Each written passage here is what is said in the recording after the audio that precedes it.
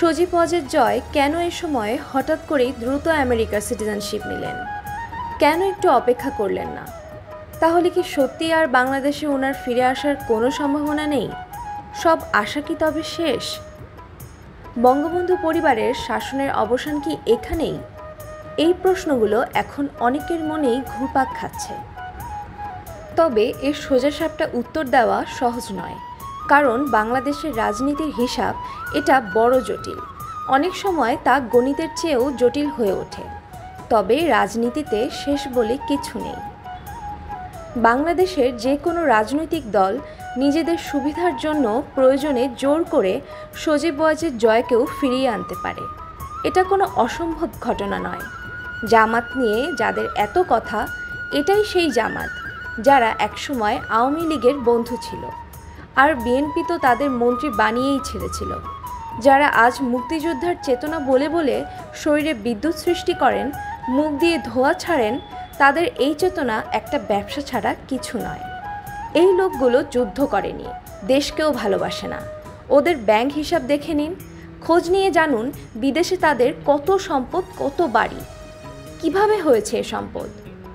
মুক্তিযুদ্ধ, দেশপ্রেম এসব এখন অনেকের কাছে জনগণের সঙ্গে প্রতারণার এক চতুর কৌশল মাত্র। মুক্তিযুদ্ধ নিয়ে কোনো বিতর্ক নেই, মুক্তিযোদ্ধাদের কেউ অস্বীকার করে না। কিন্তু একটি দল এই মুক্তিযুদ্ধকে ব্যবসার পুঁজি বানিয়ে মুক্তিযোদ্ধাদের মান সম্মান ধুলোয় মিশিয়ে দিয়েছে।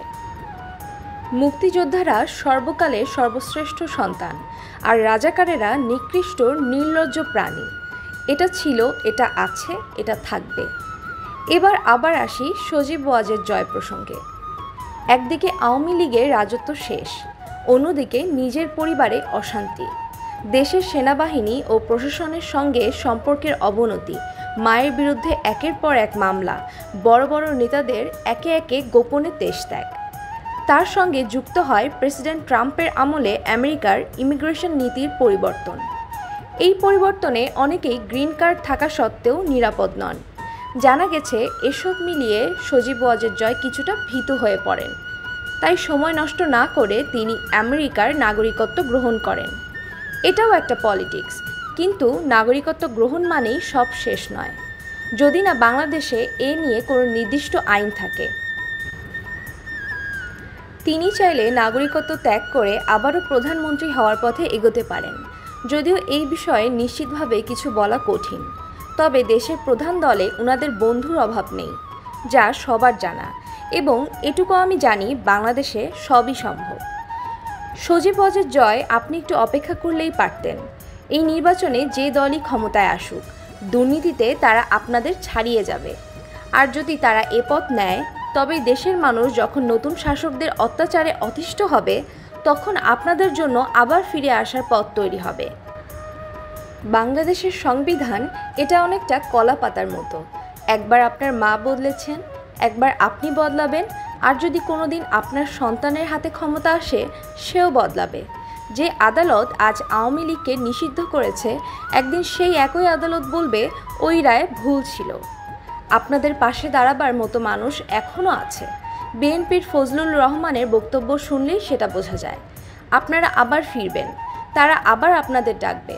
আপনাদের সাথে জোট হয়ে অন্য দলের বিরুদ্ধে লড়তে হবে। একটু ধৈর্য ধরুন, নিরাশ হবেন না, বন্ধুদের ওপর ভরসা রাখুন। আব্রাহাম লিঙ্কনের জীবন কাহিনী পড়ুন। তিনি বহুবার নির্বাচনে হেরেও ইতিহাসের পাতায় ঠাঁই করে নিয়েছিলেন। দেশের অনেক মানুষ আপনাদের এখনও সূক্ষ্ম ভালোবাসে। অন্তত তাদের এতটুকু সুযোগ দিন, যেন তারা আপনাদের জানাজায় অংশ নিতে পারে, যেন আপনার বাবার কবরের পাশে পুরো পরিবার একসাথে থাকতে পারে। মানুষের জীবনে ভালো দিন আসে, আবার খারাপ দিনও আসে। জনাব তারেক রহমানও 17 বছর লন্ডনে ধৈর্য ধরে অপেক্ষা করছিলেন। আপনারও ধৈর্যের সময় এখন চলছে। তবে এতটুকু স্পষ্ট, আপনি আমেরিকান পাসপোর্ট শুধু রাখার জন্য নেননি, এর পেছনে ছিল অনেক পরিকল্পনা। এখন আপনি বিশ্বের যে কোনো দেশে যেতে পারবেন, প্রয়োজনে মিটিং করতে পারবেন, যার দরকার তার সঙ্গে দেখা করতে পারবেন, দলকে সংগঠিত করতে কূটনীতি ও তহবিল সংগ্রহ করতে পারবেন। এতে কোনো বাধা থাকবে না, এটা অন্তত আমার কাছে পরিষ্কার। আপনার জন্য অনেক অনেক শুভকামনা। কংগ্রাচুলেশনস আপনার আমেরিকার সিটিজেনশিপের জন্য, জনাব সজীব ওয়াজেদ জয়। এখন আপনার আম্মুও আমেরিকার সিটিজেন হতে পারবে, বোনও হতে পারবে, যদিও সময়ের ব্যাপার, তবে অসম্ভব নয়।